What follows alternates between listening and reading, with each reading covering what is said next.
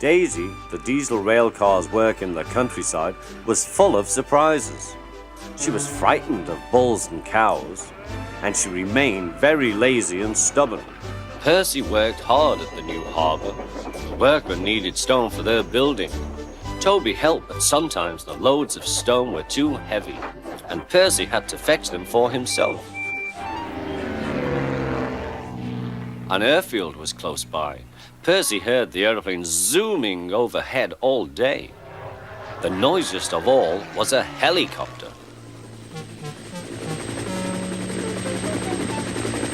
"Stupid thing," said Percy. "Why can't it go and buzz somewhere else?" One day, Percy stopped at the airfield. "Hello," said Percy. "Who are you?"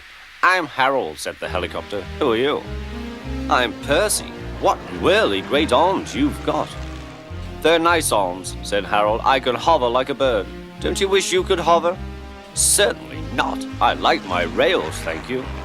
"I think railways are slow," said Harold. "They're not much use and quite out of date." He whirled his arms and buzzed away.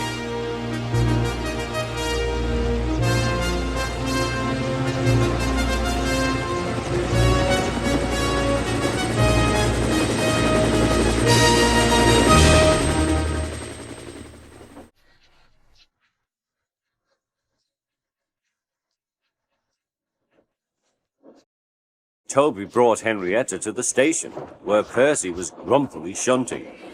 "Hello, Percy." "I say, Toby, that Harold, that stuck-up whirlybird thing, says I'm slow and out of date. Just let him wait. I'll show him." "I see Daisy's left the milk again." "I'll have to make a special journey with it, I suppose." "Anyone would think I'd nothing to do," grumbled Percy. "Tell you what," replied Toby, "I'll take the milk. You fetch my trucks." Their drivers and the station master agreed.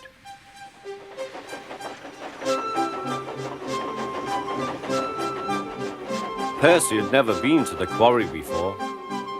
He began ordering the trucks about. "Hurry along," he said. The trucks grumbled to each other. "This is Toby's place. Percy's got no right to poke his funnel up here and push us around." They whispered and passed the word. "Pay Percy out! Pay Percy out!" "Come along," puffed Percy. "No nonsense." "We'll give him nonsense," giggled the trucks. But they followed so quietly that Percy thought they were under control.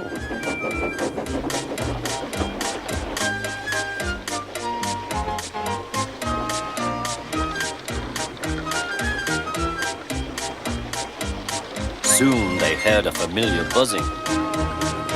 "Percy," whispered his driver. "There's Harold. He's not far ahead. Let's race him." "Yes, let's," said Percy. Percy pounded along. The trucks screamed and swayed. "Well, I'll be a ding-dong-dang," said the driver. There was Harold. The race was on. "Go it, Percy," he yelled. "You're gaining." Percy had never been allowed to run fast before. He was having the time of his life. "Hurry, hurry, hurry," he panted to the trucks. We don't want to," they grumbled. It was no use. Percy was bucketing along with flying wheels, and Harold was high and alongside.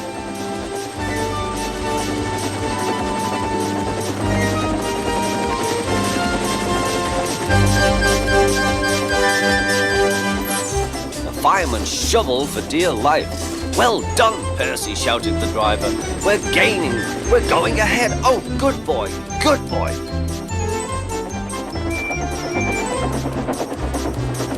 Suddenly they saw a notice ahead. "All trains stop to pin down brakes." "Beep, beep, beep. Brakes, guard, please." But before he could check them, the truck surged forward. On, they cried. "Help! Help!"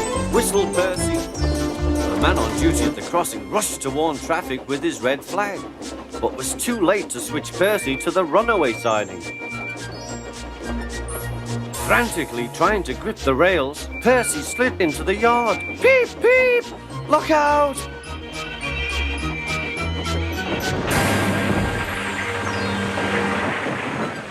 The brake van was in smithereens.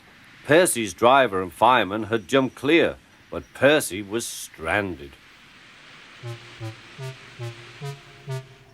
Next day, the Fat Controller arrived. Toby and Daisy had helped to clear the wreckage, but Percy remained on his perch of trucks. "We must now try," said the Fat Controller, "to run the branch line with Toby and a diesel. You have put us in an awkward predicament." "I am sorry, sir," replied Percy. "You can stay there till we are ready." Perhaps it will teach you to not race on the branch line. Percy sighed. The trucks groaned beneath his wheels. He quite understood about awkward predicaments.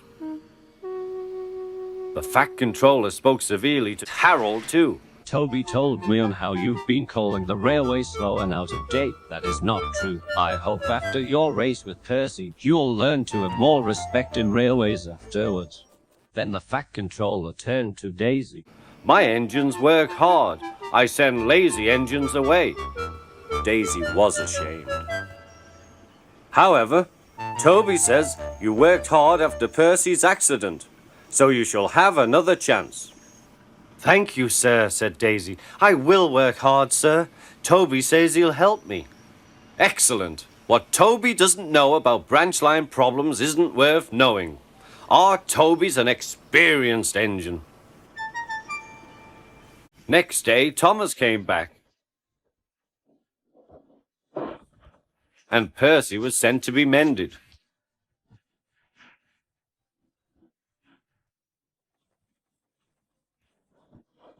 Annie and Clarabel were delighted to see Thomas again, and he took them for a run at once. A few days later, after returning from the works, Percy stopped by the airfield. "Listen, boys," the fireman called. "Here's a song for Percy." Said Harold Helicopter to our Percy, "You are slow. Your railway is out of date and not much use, you know." But Percy with his stone trucks did the trip in record time, And we beat the helicopter on our old branch line. Harold couldn't help but laugh. "You showed me you could go as fast as me," he said. "I guess wheels are as good as propellers after all." Percy loved it. "Oh, thank you," he said. He liked the last line best of all.